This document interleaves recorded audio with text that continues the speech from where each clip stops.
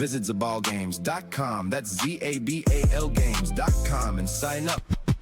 Decentralized energy, let's talk about Web3. Thank you, Chris, for giving me the opportunity to chat with you a little bit longer, for giving us the opportunity to learn a little bit more about Sopha, how you built it, and why you built it. So I'll just give a short explanation of the ZABAL Gamez. Ultimately, we're doing a 3-month-long build-a-thon, with the first month being workshops, the second month being an open build, and the third month being build in public with curated builders. So that curated builders part is actually a really interesting topic of conversation that we'll come back to here with Sopha. But today we're here to talk with Chris, who founded a Farcaster client focused on curation. And that's what led me here to these weekly meetings that Chris hosts. And yeah, I'll let Chris take it away, share a little bit about Sopha, share about your journey, your experience. I'll be listening in here and there, but yeah, I appreciate your time. I appreciate you coming in and sharing with us. And yeah, I'll just kick it over to you to take it away. Thanks, Will. Appreciate it, man. So Sopha is a Farcaster client focused on the high signal stuff. That's the core of it. Normally it's long form, but really the core of it is the deep, interesting stuff. You know, the feed's ephemeral.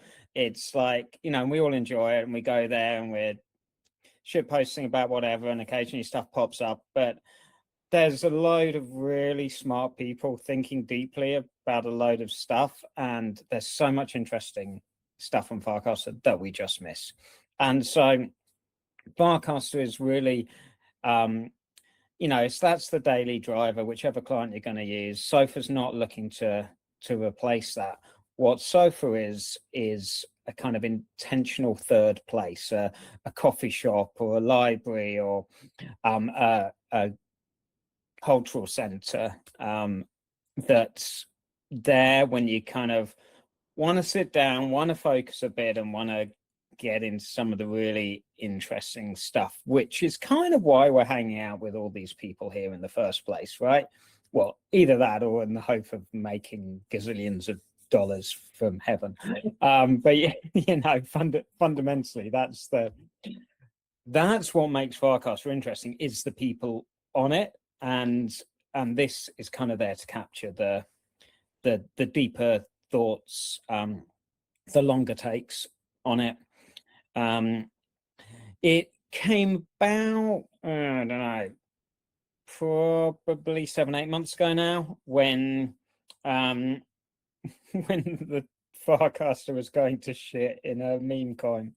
Like, it was just, you know, everything was about tokens, and like, I've got no problem with tokens, but it was destroying the core experience that I was on Farcaster for, which was to hang out with really interesting thinkers and artists and builders and makers on the feed. And I kept kind of going, like, if only someone would build a client focused on depth, and nobody did. And at some point I kind of went, maybe now that we've got really decent vibe coding, I might be the person in the room that needs to do this. And so it was kind of like and I've been, you know, chatting to friends and people on and around Farcaster, and it's kind of like, it sort of became a, like, let's save Farcaster mission, almost from a kind of cultural perspective. And then obviously everything happened where January, February time, I can't quite remember where we were on time, but, you know, Neynar took over, and suddenly Farcaster's like much more heading in the direction that I kind of was hoping for back in kind of November. And so that kind of, the kind of urgent mission to be my part of saving Farcaster felt kind of less important perhaps, but what's still absolutely at the heart of it is a bringing together of high signal people, high signal, I don't want to use the word content really, but fine, high signal writing and high signal art. And that really, excuse me, is what this space is for. It's still emerging. There's still plenty of kind of space and scope for people to come into it. The kind of two core things we do. One is a community call once a week, and that's kind of very open, fluid conversation on the sofa about whatever's up around this tech-enabled future that we're all hanging out in, and kind of how we live well in that. And then the second part of it is the client, and that is at its core a curated feed of high signal writing our thoughts on Farcaster.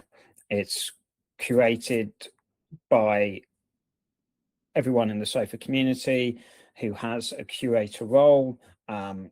That's very straightforward to get. Essentially, you just need to engage with me and leave me feeling like you're going to make a positive contribution, and you've got a taste and judgment that kind of fits in with the rest of us.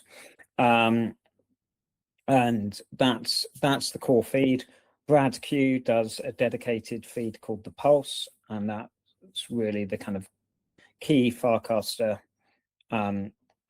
moments, kind of the pulse of Farcaster, really, and that's the super easy way to. I love it, Chris. I think there's so many pieces to tap in on, and in this kind of cozy corner of Farcaster, curating the feed even more becomes very valuable to one in how they kind of look at Farcaster, right?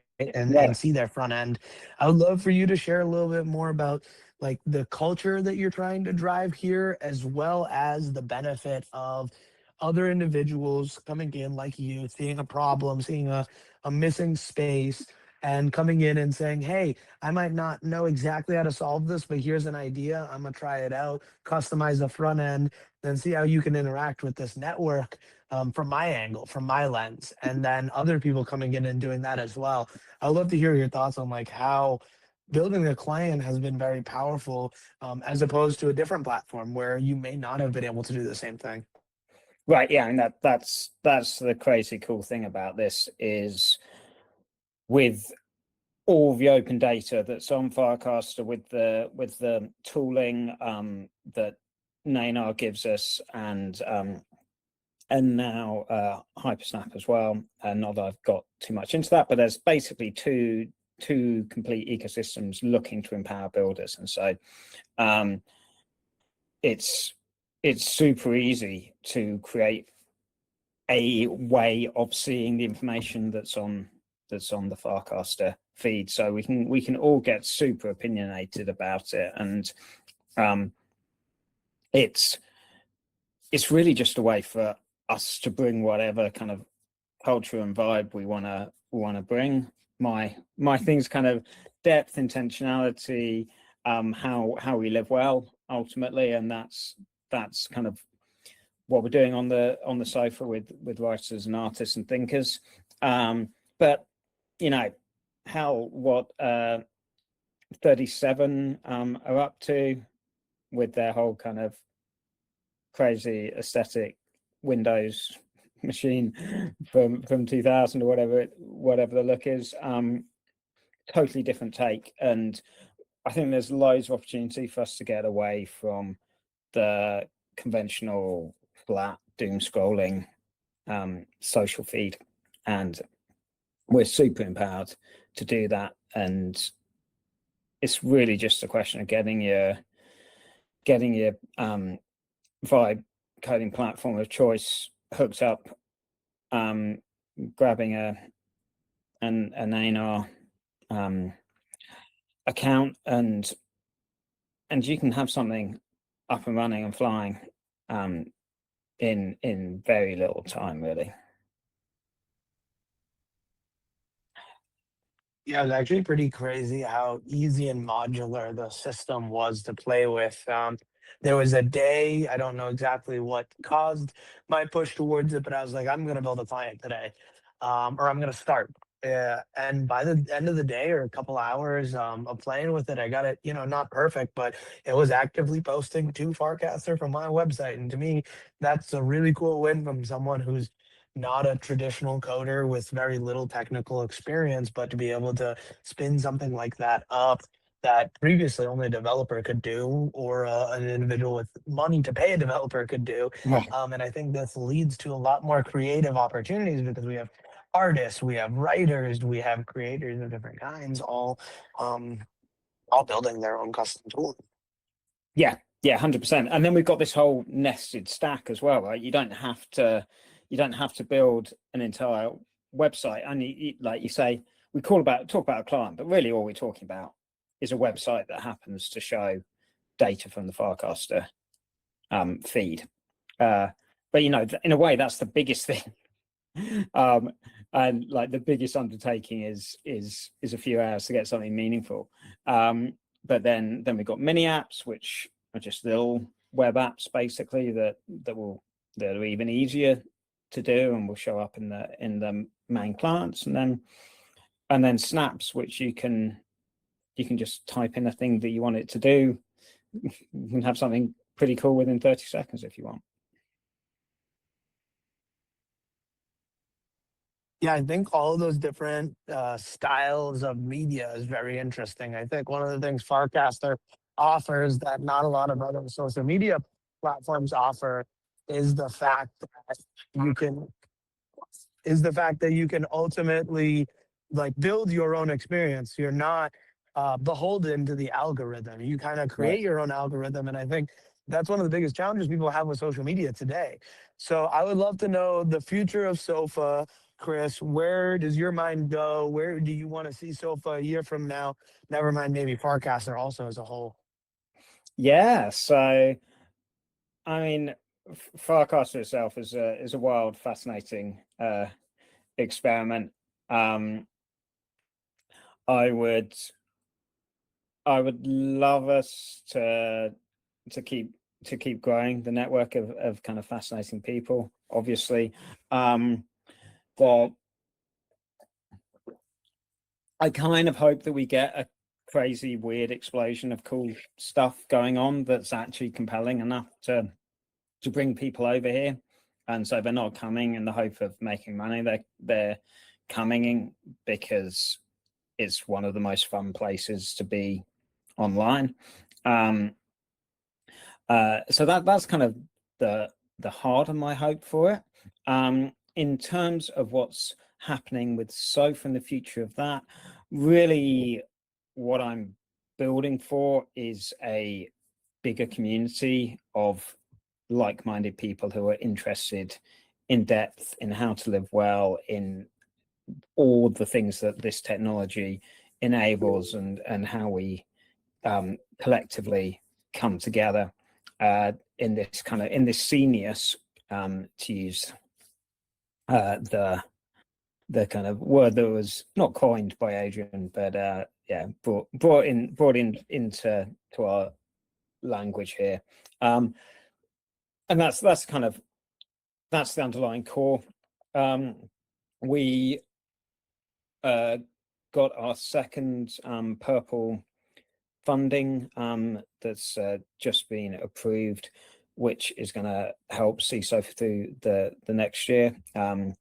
It supports us for the first 6 months to kind of get something up and running, and now the DAO's supporting it to build. There's a few experiments we're going to run, the biggest one of which is rewarding the curators. Everyone's doing it for the love at the moment, and I think we all kind of get plenty out of that, but I'm keen to start exploring how there is a value loop inside of this curation process, because I know a lot of people value the feed that the curators bring together, and how we can give something back in terms of some of that financial value. So a bunch of that Sopha funding is going to go to some experiments in rewarding curators. It's not going to be anything major at all, but I think it never hurts. I think we saw that from kind of the leaderboard experiment, flawed as it was perhaps in lots of ways. It really did drive a lot of energy, even though people were maybe only getting a few bucks from it. It did change the dynamic. So going to explore that, see how we can build sustainability into the ecosystem. People who are valuing the other end, like sort of receiving it, where that might be recognized. Purple Prop's also going to pay for the infra, because obviously there's backhand costs to doing stuff at a reasonable bit of scale. So that's going to cover that, which is fab. And we're also going to do some experiments in kind of the cultural center space and thinking about, what kind of workshops might it be fun to have, because I think one of the things that's cool about Sopha is the live experience, and actually getting on these kind of video calls and seeing each other and connecting. And I'm really curious about, what would a Farcaster choir look like, or maybe we're doing online improv together, or life drawing, who knows. But yeah, to kind of, so anyone, and that is an open invitation. If you're a specialist at running online live experiences in some way, then that would be super cool to hear about from anyone listening to this. So those are kind of some of the major experiments, and tied into those kind of economic ones is definitely a conversation about the potential for a token, and what we might do with that and what that enables. But that's definitely not going to be anything we're rushing into. That's going to be thoughtfully designed. No big kind of speculative mechanics, just something that kind of feeds the ecosystem in a positive some way and doesn't really leave space for extraction. So that's the kind of that's the space we're exploring over the next 6 to 12 months, I think. I love it, Chris. It's really cool to see that you created something in Farcaster, and the community helped fund that for the next year as well. So a entity within this Farcaster ecosystem is helping you move it forward. So thank you so much for creating Sopha, Chris. Thank you for sharing so many awesome things. Do you want to share where people can find you or find Sopha online? Yeah, hell yeah. So I'm Farcasters, the place to look it up. I'm at chriscocreated, and Sopha is at Sopha, spelt SOPHA. So it's a PH instead of an F. And the website is sopha.social. Amazing. Thank you, Chris. Appreciate your time. And thank you, else who popped in. Keep it a Zali, from the Zal down, come proper. We eat rappers full lunch, and there's some left, we eat them for supper. I keep it a Zal, homie, a Zali. Heard the streets calling E3. I man to assignments, now the whole word here about me.